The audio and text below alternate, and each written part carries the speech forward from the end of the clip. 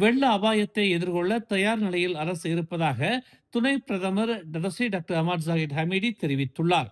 தேசிய பேரிடர் மேலாண்மை குழுவின் தலைவராக மக்கள் மற்றும் முக்கியமான உள்கட்டமைப்புகளில் வானிலையின் தாக்கம் குறித்து மேட் மலேசியா, தேசிய பேரிடர் மேலாண்மை நிறுவனம், மலேசிய சிவில் பாதுகாப்பு படை ஆகியவற்றிலிருந்து விரிவான விளக்கத்தை தாம் பெற்றதாக ஜாகித் கூறினார். செயல்பாட்டு ஒருங்கிணைப்பு, பாதிக்கப்பட்டவர்களை வெளியேற்றுதல் மற்றும் தகவல்களை பரப்புதல் ஆகியவை தாமதமின்றி மேற்கொள்ளப்படுவதை உறுதி செய்வதற்காக மாநிலம் மற்றும் மாவட்ட மட்டங்களில் பேரிடர் செயல்பாட்டு கட்டுப்பாட்டு மையங்களும் திறக்கப்பட்டதாக அவர் ஒரு அறிக்கையில் தெரிவித்தார்.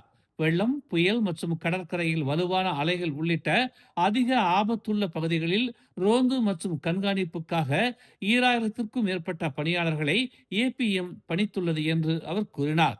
மீட்பு, வெளியேற்றம் மற்றும் அவசர கால உதவி நடவடிக்கைகளை உடனடியாக மேற்கொள்ள முடியும் என்பதை உறுதி செய்வதற்காக மீட்பு படகுகள், ஆம்புலன்ஸ்கள், வாகனங்கள், ஜெனரேட்டர்கள், மொபைல் வாட்டர் பம்புகள் மற்றும் கண்காணிப்பு ட்ரோன்கள் உள்ளிட்ட முக்கிய சொத்துகளும் நிறுத்தப்பட்டுள்ளன. மேலும் உணவு பொட்டலங்களும் ஏற்பாடு செய்யப்பட்டுள்ளன.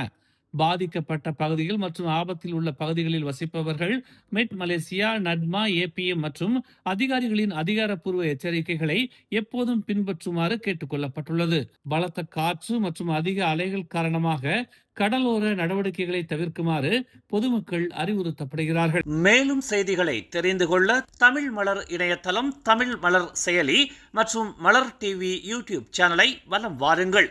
எங்களோடு இணைந்திருக்க மலர் டிவியை பதிவு செய்து கொள்ளுங்கள்.